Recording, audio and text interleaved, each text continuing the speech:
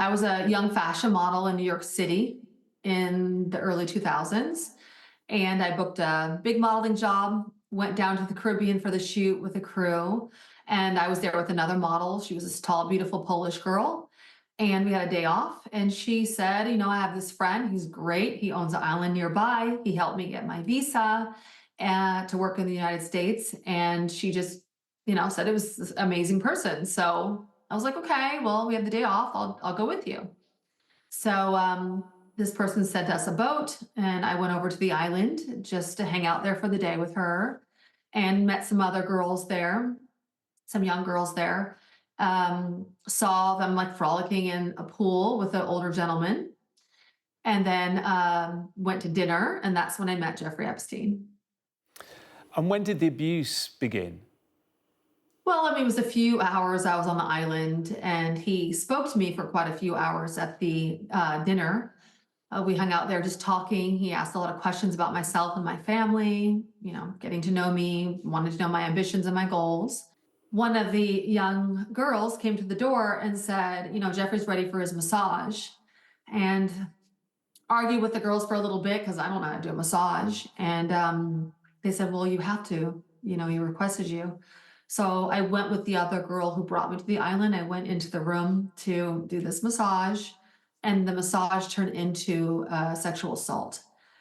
And so we kind of ran out of the room and went back to where we were sleeping that night, waited for the dawn to come up, and got on the boat, and we went back to the island where we had the photo shoot. And that's something that has stayed with you for all these years.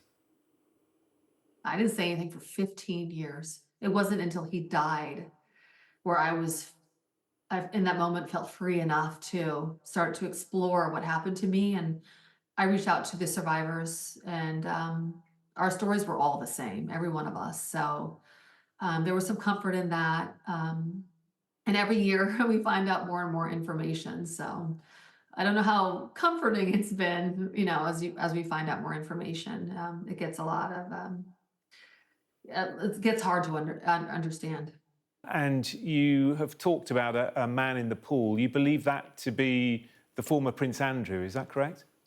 Well, during the dinner, Jeffrey had asked me where I grew up, and I said, well, I lived in Oxford, England, growing up. And he said, would you like to meet a prince? And at that moment, the man from the pool showed up and said hello, and I got to meet the prince, Prince Andrew, and then he left.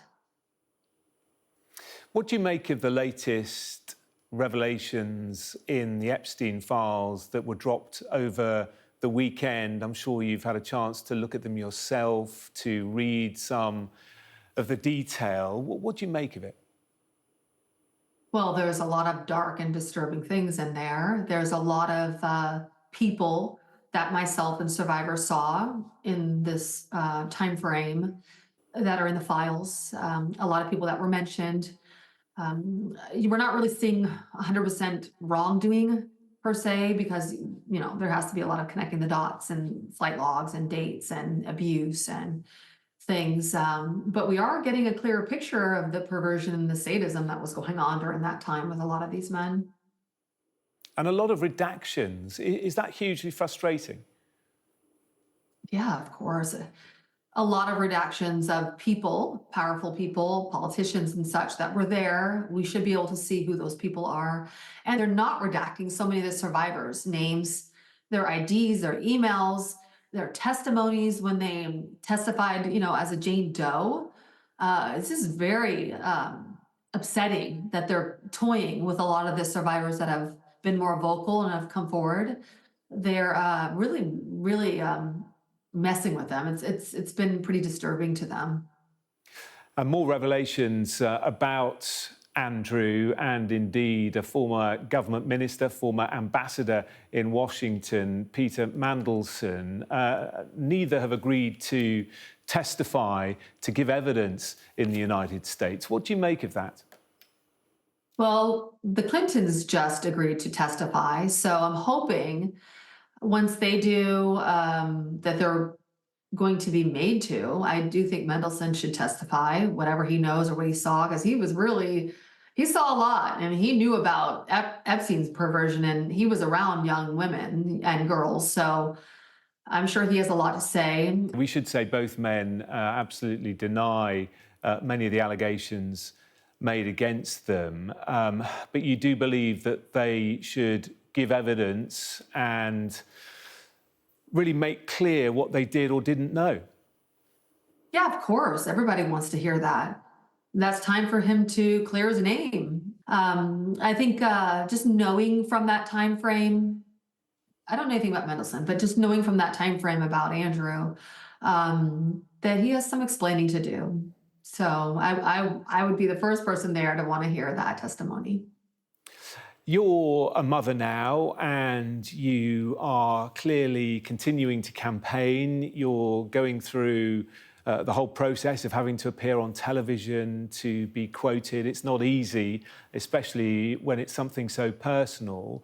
Are you doing it almost because you're a mum? Yeah, of course, that has a lot to do with it.